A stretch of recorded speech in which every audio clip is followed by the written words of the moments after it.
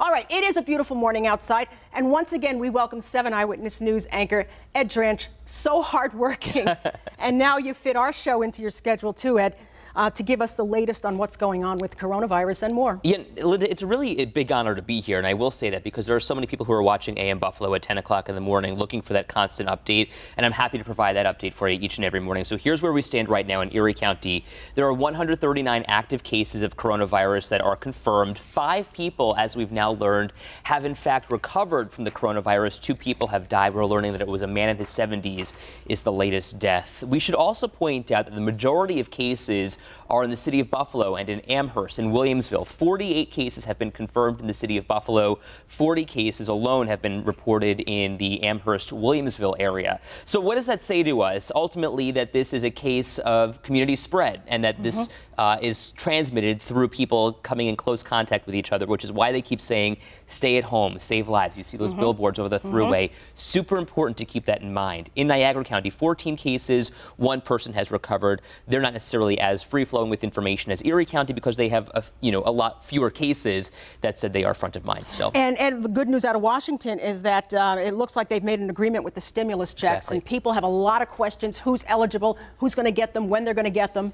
So many of those questions are actually posted on my Facebook page right now. And what we're doing today in the newsroom is going through each one of those questions, trying to really answer them because the vote is expected to come tomorrow. But when could we get these checks? They're saying by April 6th. Will that actually be reality? Who knows? Right. But so many people are depending on this money to come in for their families. You know, I have a feeling that, how they're fighting about this in Washington is going to determine how a lot of people are going to vote, because this is something that really needs to be done yesterday, and they're just kind of dragging their feet on that.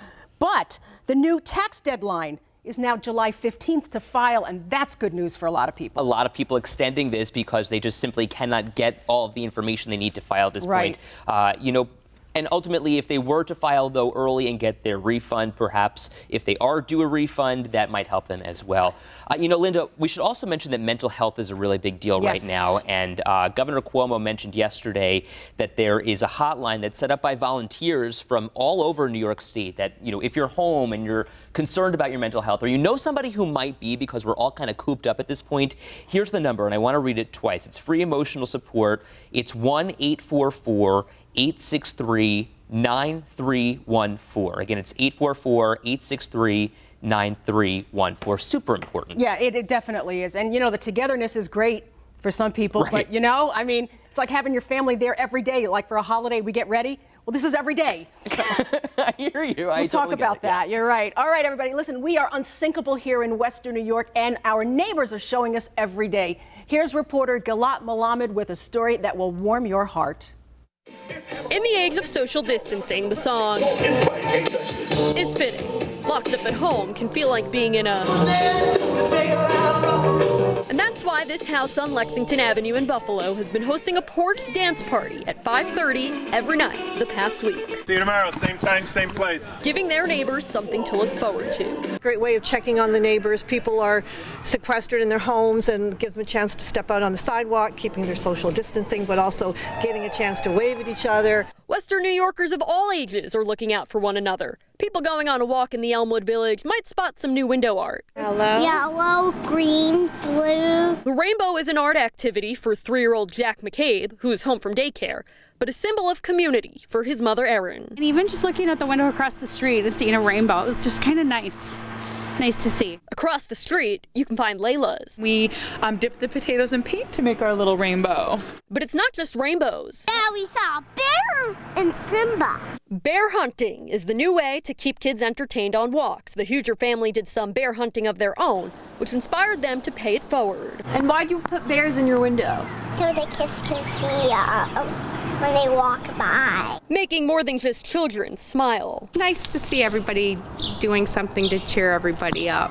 And don't forget to look down too. Sidewalks have become quite the sight. Another reminder that we're all distancing together. If they're all alone all day, they Until can come this out is over. until this is over, and it will be over. In Buffalo, Galat Malamed, 7 Eyewitness News. we could be running these stories around the world, know. showing people how to do this. This is so Buffalo, indicative Right? of the community spirit. Lexington Avenue is such a cool part of the Elmwood Village. Right. And I love the messages that are painted in sidewalk chalk. This too shall pass. Yeah. We're all in it together, and we're going to get through it. Yeah, and I love it. And now watch, there's going to be a run on sidewalk chalk, and that's okay. Get it out there because it keeps going away every time it rains. And Ed, I have to pass this along. Yeah. That kid who made that comment down at spring break In Miami, right? must have went home and his parents said, "Come here," because he made this big retraction Right. about he was so sorry for what he said that it really, he didn't realize, in context, what he was saying and how it would be, how it impacted people. Let's put a period at the end of this sentence here. The reality here in New York State is that so many young people are actually affected by this, and the majority of people in our area between the ages of 30 and 39 are the most affected in Erie County. So it's super important that we flatten the curve and social distance. Young people can get this. Yes, they can. All right, Ed, so you'll join us again a little later. Yes. All right, everybody, listen up next. Gardening expert Melinda Myers has some ideas while we're enjoying an early spring, so stay tuned.